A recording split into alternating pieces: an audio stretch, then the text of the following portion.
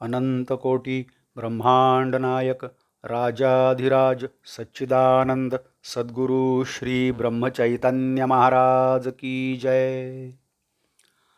Shriram Samarth. 12 August. शांती परमात्म स्मरणाने मिळते. नवविधा भक्तीत जशी श्रवण ही पहिली भक्ती, तद्वतच अनेक संत लक्षणात शांती हे पहिले लक्षण आहे. वास्तविक संतांची लक्षणे सांगता येणे कठीण, तरी पण असे म्हणता येईल की शांती हे संतांचे मुख्य लक्षण आहे. पृथ्वी ही क्षमा शांतीरूप आहे, त्याप्रमाणेच संत असतात. शांती ढळायला बाहेरची परिस्थिती कारण नसून अंतस्थिती हीच कारण आहे. जिथे स्वार्थ तिथे अशांती. भगवंताहून मी निराळा अशी जिथे द्वैत भावना, तिथे खरी शांती नाही. अनन्यतेने शांती प्राप्त होते आणि तीच परमार्थाचा पाया आहे. पैसा आणि लौकिक ही अशाश्वत आहेत, त्यांच्यात चित्त ठेवल्याने अशांतीच येणार. शांती बिघडायला 2 कारणे आहेत. एक, गतगोष्टींचा शोक आणि दुसरे, पुढची चिंता. आपल्या बाबतीत घडणारे मागले आणि पुढले हे दोन्ही ईश्वराधीन आहेत अशी दृढ समजूत झाली तर शांती बिघडणार नाही. आणखी महत्त्वाची गोष्ट म्हणजे सदाचरण. सदाचरण नसेल तर शांती कधीही येणार नाही. पश्चात्ताप करण्याची पाळी येईल. म्हणून प्रत्येक कर्म भगवंताच्या साक्षीने करावे. भगवंताला साक्षी ठेवून कर्म केले तर हातून दुष्कर्म होणार नाही. सदाचरण हा परमार्थाचा पाया आहे. आपली शांती परिस्थितीवर अवलंबून नसावी. एका साधूला कोणीतरी शेतात झाडाखाली आणून ठेवले.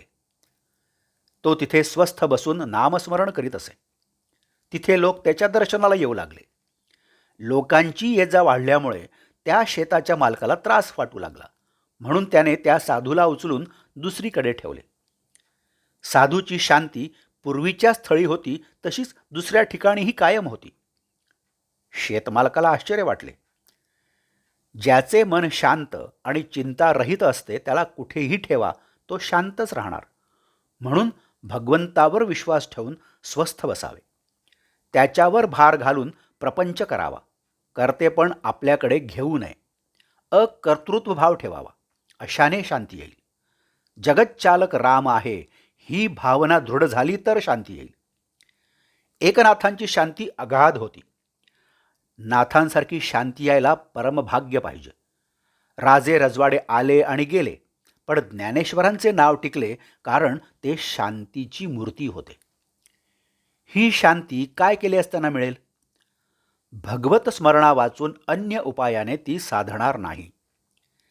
जे जे घडते ते ते भगवत इच्छेने घडते ही दृढ भावना असणे हेच शांतीचे लक्षण आहे. कर्तृत्वाभिमान शांतीच्या आड येतो. विद्या, वैभव, कला, संपत्ती, संतती याने शांती येतेच असे नाही. निरपेक्षता हे शांतीचे मूळ आहे. मनाविरुद्ध गोष्ट घडल्यानंतर लगेच भगवंताची आठवण करावी म्हणजे आपोआप शांती येईल. मनातली शांती कायम ठेवून रागवता येते. तसे केल्यास हातून प्रमाद घडत नाही. आजचे बोधवाक्य: शांती परमात्म स्मरणाने मिळते.